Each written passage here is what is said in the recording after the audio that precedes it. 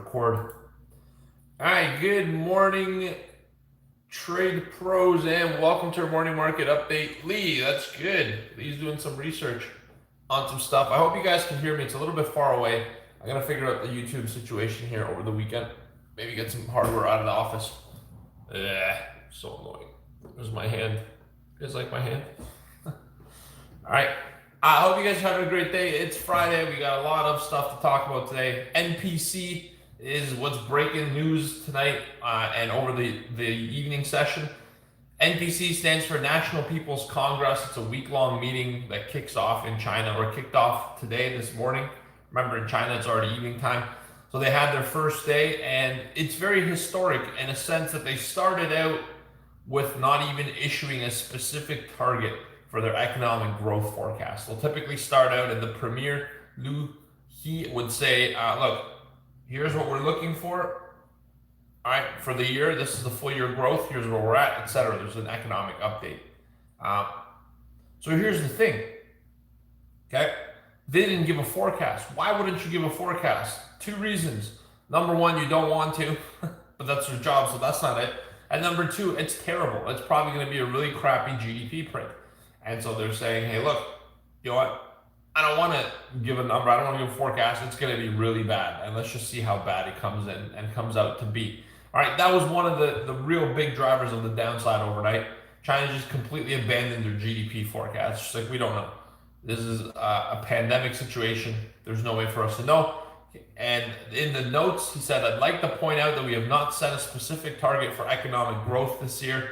This is because our country will face some factors that are difficult to predict in its development due to the uncertainty regarding the COVID-19 pandemic and the world economic and trade environment. Okay, very significant statement there. And so that's how they kick off their NPC meeting. In addition to that, and this is where really market fears and jitters got sent across in London, in US, everywhere overnight, they're looking to impose new security laws on Hong Kong. All right, that's a blow to the sovereignty of Hong Kong as a whole. Right, they move independent nation. They're pro-democracy, and they're having at the moment pro-democracy debates. All right, they're having pro-democracy debates against Premier Li Qi, or the leader of China, Xi. All right, Xi Jinping. I'm sorry if I say it wrong. You guys feel free to correct me. I'll work on it. My pronunciation, I'm an immigrant to this country, Canada, and English is my second language, actually. So I'm trying, guys. I'm trying. All right. The key thing here is Hong Kong's protesting against China. And China is now taking action to impose security measures against Hong Kong. All right. And the history between Hong Kong and China is very interesting. Right. Hong Kong's offshore, China's the mainland. And a lot of economic activity happens in Hong Kong on a democratic basis. There's a lot of ties with the US, positive ties and working relationships, and a lot of business moves through Hong Kong. And so this is really a groundbreaking event. I think it's becoming underreported in the media. As I'm looking this morning, there are people talking about it, but they're not really talking about it on a widest scale as it really is. Oh, that's cool, Angela. Mandarin's your third language. It's cool. All right. So this is going to go through the NPC and will be voted into law on May 28th. So mark that in your calendar, because the moment that they announce that law, I think Donald Trump responds. He's already said, Trump has said that, he doesn't know what the plans are from Beijing yet to be finalized, but he says that he would address the issue very strongly if China proceeds. Hang on, let me turn off the squawk.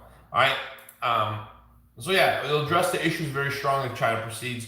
May 28th becomes a super important date. You got to mark that on your calendar. Okay. So with all this happening, market was down quite a bit, down to 2903.75 on the ES, and now it's rallied back up, almost back to where we were at yesterday's close. We're above the close actually from yesterday.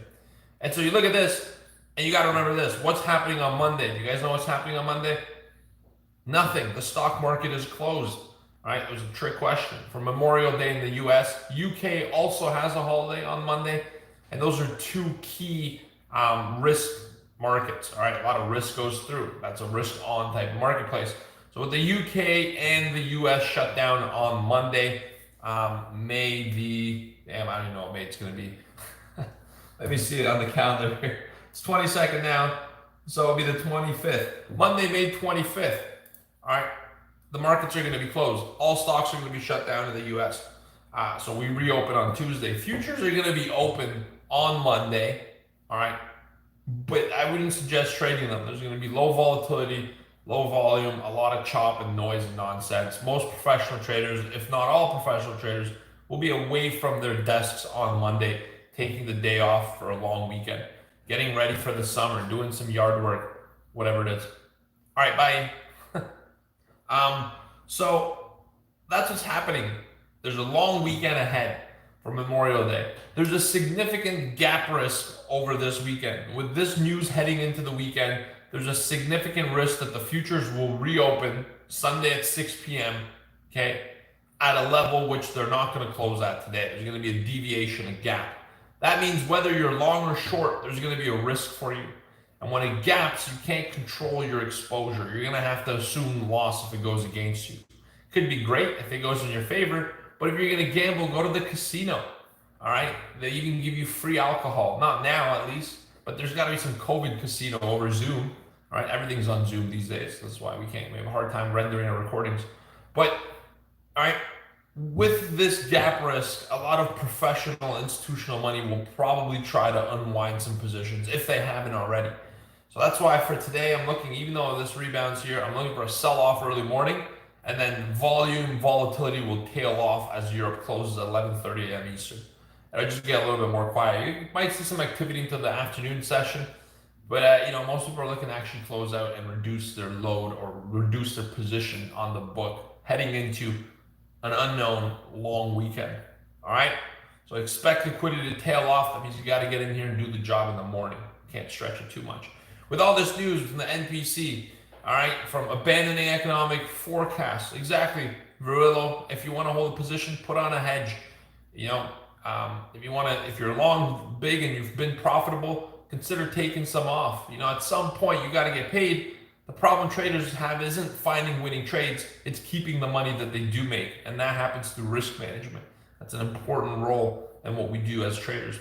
All right, and so with all this news out of NPC, abandoned economic forecasts, all right, tightened security laws, national security laws on Hong Kong, with the Donald Trump response anticipated, with this affecting the trade situation between China and US and already soured relationships, markets are unwinding, they're deleveraging. Nobody wants to hold risk on into a long weekend with this kind of talk going on.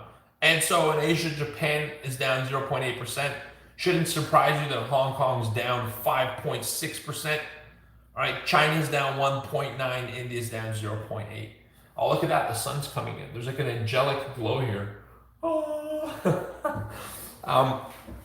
I get distracted easily, guys. I get distracted really easily. All right, in Europe at midday, London's down 1%, Paris down 0.1%, Frankfurt down 0.4 of a percentage point. And in the US, futures were down 0.5%, now rebounded more or less above the prior day close. All right, crude oil got a big downside or a big hit overnight. It was down almost 9% at one point. Let me just see this.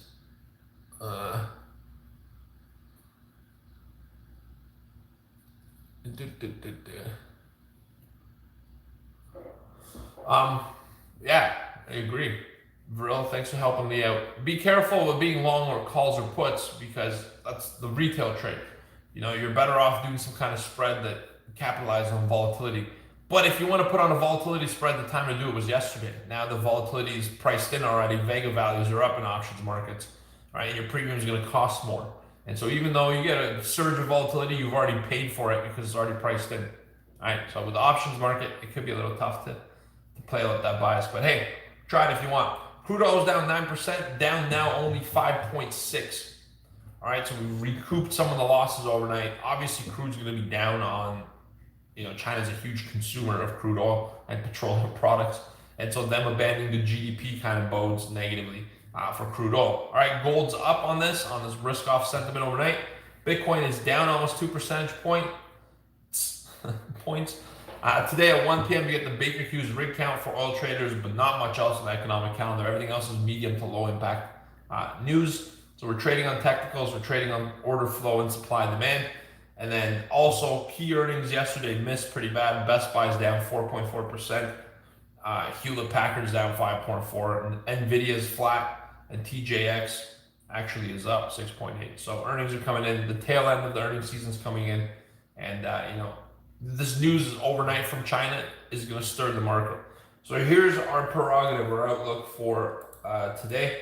We're going to say as long as we hang out below these 55s here in the equity markets, we're going to sell rallies.